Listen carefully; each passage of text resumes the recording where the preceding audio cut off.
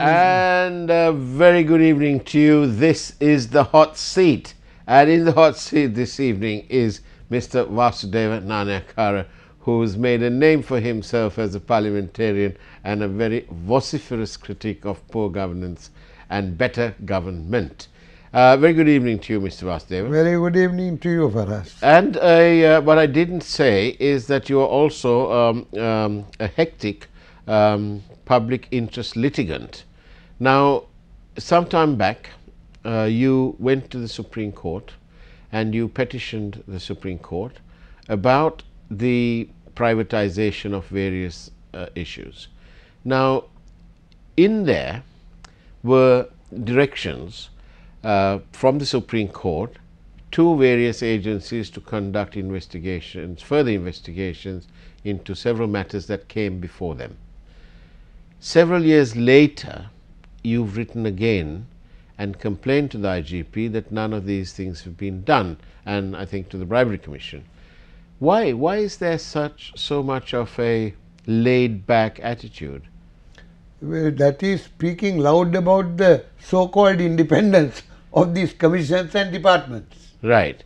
So it appears, Mr. Vasudeva, for all the positive work that litigants such as yourselves have gone and engaged the highest court in the land, it appears that the people down there at these different departments, they couldn't care a tuppence about what's going on. The fact of the matter is that the judiciary doesn't prevail over the administration. Right. Finally, the administration prevails over the judiciary. Do you think that this is what happened? Do you think that these people down there in the administration have been somehow bought over? Have they been bribed? Let's be frank and open about it. Have they been paid off to stop their interest? They are involved in the dishonest transactions that have been going on, and therefore they are party and privy to some of these dishonest dealings, and therefore they have a vested interest in preventing these matters going further. But that doesn't say much for the people then. People come last. People come last. People come last. News first, but people last. That's terrible. Well, it's a very bad state of affairs. I am not saying that it is only under the present regime that this might have happened. Yeah. Could have happened even before. Yes, but that doesn't exonerate the present regime. Indeed. Now, another point that we need to raise with you is this matter of the bond scam, and now a very real need to have an investigation into the second bond 2 as we call it. Now, the Presidential Commission of Inquiry consisted of 2 commissioners, well 3. 2 of them are sitting members of the Supreme Court. The third one was a retired Deputy Auditor General. Now then, this report is very clear. It says that they hold Arjuna Mahendran, the former governor, to be responsible for passing sensitive information to perpetual treasuries. In fact, they said that he had done this, he had acted mala fide in the interests of perpetual treasuries. It just so happens that that company is owned by his son-in-law, or his son-in-law's family, is one of the beneficial owners. Now then, the problem is, although they have asked for a forensic audit of the 2016 bonds, the 2, they wanted 40 billion, they took 77 billion. In the 2 instances, this particular company got 34% of one and 31% of another, but it's huge sums of money. Now, the report was handed over to the President in December 2016. Oh, sorry, 2017. Now, it has been a good 8 months, and the central bank has yet to award the contract of carrying out a forensic audit to anybody. Yes, because the central bank is not in any hurry. because it comes under the Prime Minister, who has an involvement in this entire scam. I think now, As simple as that. well, at the time he was in charge of it, yeah.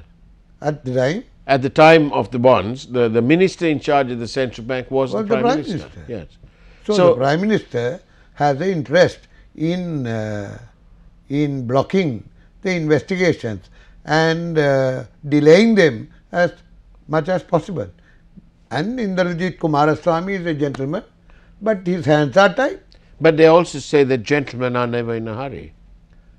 Gentlemen are never allowed to be in a hurry. In this instance. In this instance.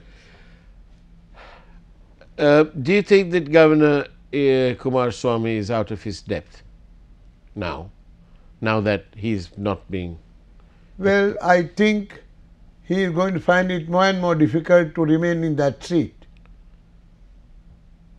Because others with vested interests aren't allowing him to Partly do the job. that, partly the gradual decline of the economic situation, Yeah. about which they are responsible. Right.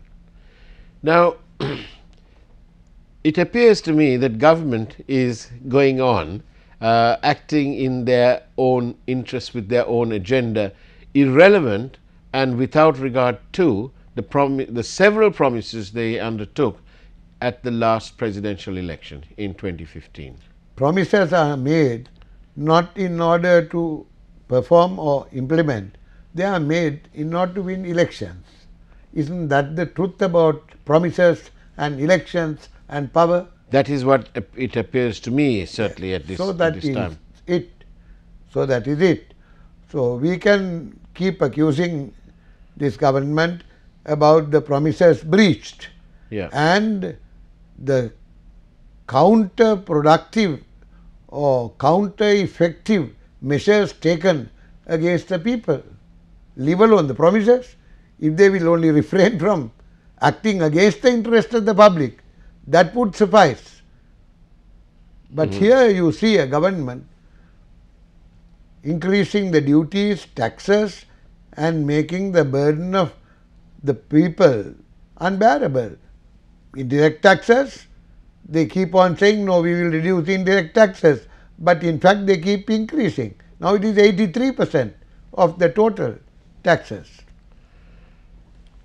On that note, we'll go for a short break. Don't go away, after all, this is the Hot Seat.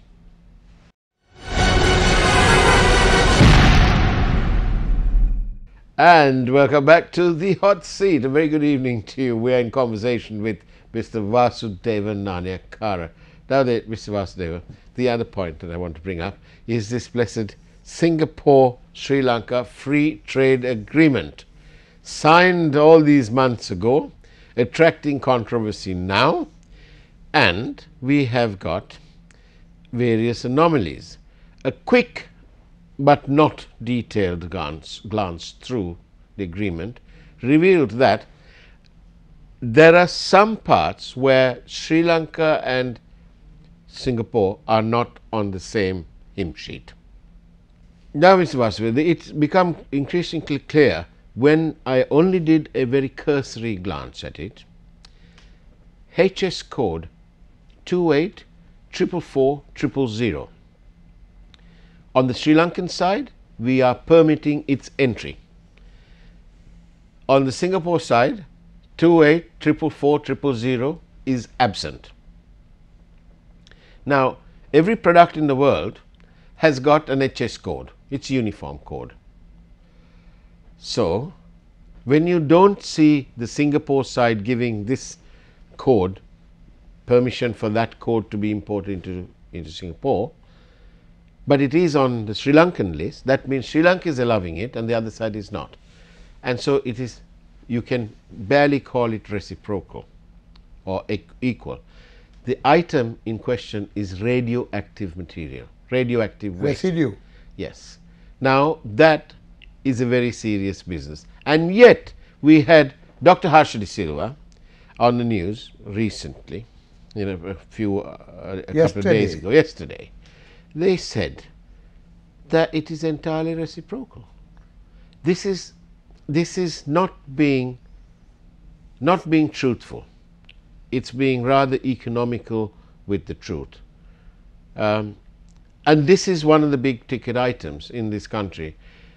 Would you agree with me if I said to you that the one hallmark of this government has been a complete and total departure from due process? We have the rules in place, but they depart from them. And that departure usually leads to conflict of interest, to political patronage, and, in short, to corruption. Is that a fair description? Or is it unfair? Substantially fair. Substantially fair. What can you and what have you all done as the opposition? You are in the opposition. Whether you are officially sanctified as the opposition or not is a different question. You are the real opposition. You are the real opposition. We have joined issue. And how real has your objections been? We have joined issue on all these matters. Yeah. In the parliament, outside the parliament, and we are gathering masses to mobilize and then oppose the government's misconduct in this manner. Harsha Silva, I was listening to him in 360 yesterday. He was vehemently denying what you say. You said that there is no reciprocity in respect of nuclear waste. I'm saying that 28 444 000 is not in both lists. Gentleman, this minister was vehemently denying it and saying there is reciprocity. Whatever we can send to them, they can send to us. What they send to us, we can send to them.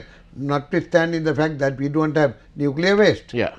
But most probably they don't have it either. But being a trading nation, if a company goes and sets up business in Singapore and their business includes the disposal of nuclear waste, no matter where they procure it from, they can then make use of the FTA with Sri Lanka and send it here. For all purposes of the agreement, the companies registered in Singapore are Singaporean. Correct. So therefore, the question doesn't arise whether Singapore has nuclear waste. Anyway, we are going to have a problem with this waste that they will want to dispose here because they are a small city state and they are keeping a large area green. They don't want to take this burden. So they would like to put this burden on a bigger country. And why not Sri Lanka? Yes, that's what they are trying. And this entire agreement was shrouded in secrecy. It was passed in an indecent hurry. And this was never discussed in the parliament except by way of amendment, rather adjournment motion by us. There was no presentation of the agreement, and the public must be able to read in Sinhala or Tamil. It is only in English. This Sumandiran one day objected to the bond scam matter, which I object vehemently to, that because Mr. Sumandiran speaks absolutely perfect English. No, leaving that alone, he said it's not in Tamil because he champions a coarser Tamil language, shall we say? But it doesn't appear to have struck them that this agreement, which is 1,000-odd pages, is only in English. And how can the people in this country have a right of access and make whatever comment they want, whatever study they want? I get your point. What you're saying is the FTA agreement, although only in English, was passed in a great hurry, whereas the bond Honorable report... Sumandiran was not in a hurry to object to it. No. But he was in a very big hurry to object to the bond scam report. Well, there you are. There you are, Mr. Sumandiran. That's why you are having a problem. And Mr. Vasudev Nanayakkara, we are going for a very short break. We'll be back. Don't go away. We are having fun with Vasudev Nanayakkara on the hot seat.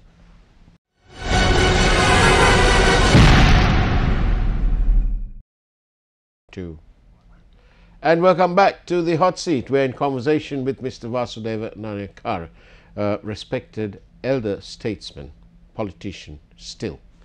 Now then, Mr. Vasudeva, the country is perplexed. The people are perplexed.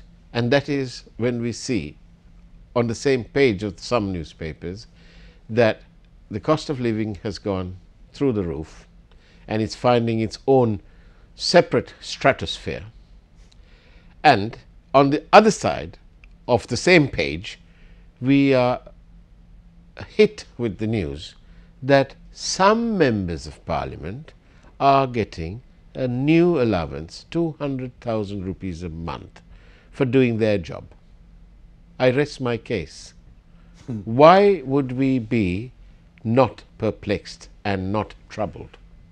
These some members are all government members, and they are 55 in number, Yes. and they keep getting this 200,000 extra every month, Yeah. allegedly for transport, to supervise and report, monitor Yeah. the activities of development of the government. But there is no development happening. So we how have can- not even started, but they have been paid for 6 months. Oh, I see. Gamperelia starts only now, Yeah. if at all it starts. Yeah. But they are speaking about this monitoring Gamperelia, paying 6 months in retrospect. Can we not go to the bribery commission on this? Is it not a bribe? No, Parliament can decide for itself what it wants to do. Right. No court can So question. not only can Parliament decide on the people's fate and the high cost of living and so on, but they can also decide for themselves how to counter the high cost of living For themselves. for themselves. Yes, but there are some members who really deserve some extra money because they have no other income. They have no property. They have only the salary. They have to travel far into their electorates and come back. And the amount they spend on fuel is more than what they get as a fuel allowance. So for that, those who are in need should be identified, and specifically they need to be given that amount of money which is needed. That is another matter. That's about 10% or less. I say not 10%, 10 members or less. All the others are rich. And they don't deserve even a salary at all. Or you mean they can afford to? They are all rich, they have property, they have other incomes. I think it will be worthwhile taking a look at their, what you call the asset declaration, Yeah, which one day you must do here. indeed. But at the moment, if we do that, I'll be remanded, and I'll have Mr. No, you can ask for a copy of the asset declaration. Oh, under that act. Yes. Yes. Then okay. on the other hand, the student who came second in the island Yeah. in the technology subject in the A level is unable to go to the university because they have no money. Another student's father comes to me and says, my child is going to the university in Mahatma. Now it's 8 months. He is not getting Mahapolo, though he is entitled to. Not being getting. So I can't afford it. I am going to ask him to come home. This is the state of affairs. On the other hand, between 1 and 11, the 1 and 11 grades, Yeah. from year 1 to 11, 50,000 children drop out between 1 and 11. And why is that? Because they give the reasons, economic reasons. 1, 2, family problems which are again arising from financial and economic reasons. 3, shortcomings of the system of education, which again is inadequate spending. It's all down to the spending. So this is about what is happening in. I am not saying that this is to be put as a blame on this government alone. I am only saying this is the state of affairs of this country, and the people who are in the parliament are not affected. This child's father, or one like this child's father, is not in the parliament, so there is no concern, there is no fury, there is no passion in order to raise these matters. And how, at what level is your passion and your fury at the information that although the war finished in 2009 and we are now in the 8th month of 2018, 9 years later, that the people in the former conflict areas are still waiting for their houses, be it steel, plastic, bricks and mortar or wood? The important question is, the government says we will give land and houses to everybody who do not have, but they have failed to give the land back to the people who own it. Can you see the irony of this? They are going and setting up new villages, housing villages. One is called Selvapuram, The other one is called Gandhipuram. Yeah. And some people are shown, some 20 houses are given. Yeah. But that's hundreds and hundreds that's are right. waiting for their own land. Yes. Many. So these the kind of gimmicks that they try to live on. Do you think that in terms of reconciliation, the Prime Minister says that reconciliation is happening, and the proof that he proffers the public is that there are more people from Jaffna who visit Colombo to see what Colombo is like, and there are lots of people from this side who go to the north and northeast. Now that, according to Ranil Wickremesinghe, our dear Prime Minister, is proof indeed that reconciliation is happening. Do you agree? I don't know about this reconciliation. I don't think we had a conflict as racial groups between Sinhalese and Tamil. Yes. There was a war between the LTT and our security forces. And the LTT was backed by a large number of Tamil people. I would doubt even whether the entirety of the TNA population backed it. Apart from that fact, the reconciliation, instead of reconciliation, what we need is to create conditions of harmony. Yeah. Create conditions of harmony. And in Sinhala we call it Sanghindiyava. Sanghindiyava is not reconciliation. Reconciliation is bringing back together people who were estranged before. I see. There is no such thing. Yes.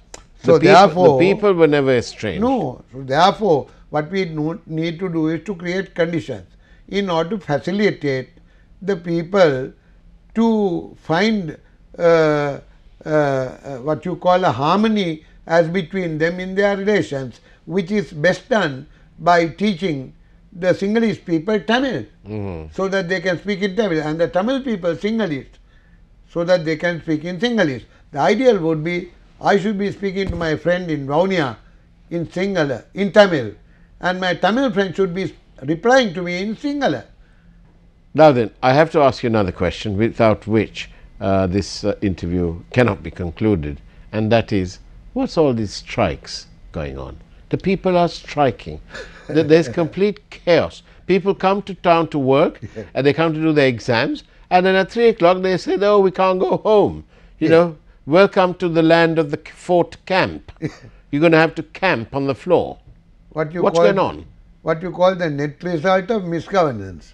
The net result of misgovernance. That's how you can describe it in brief. Then you can go into details and find out how each strike arose because of government's failure and government's false promises. We can go into those details, but I'll just limit it to this brief comment. Vasudeva Nanayakkara, thank you very much for being in the hot seat, being so open and wide open actually with your thought process, and we do hope that you will follow through on those public interest litigation matters, because at least in some small modicum we the people can rest in the knowledge that somebody somewhere has brought some closure to at least some form of corruption that happened in this country. Thank you very much. Thank you. And good night and God bless.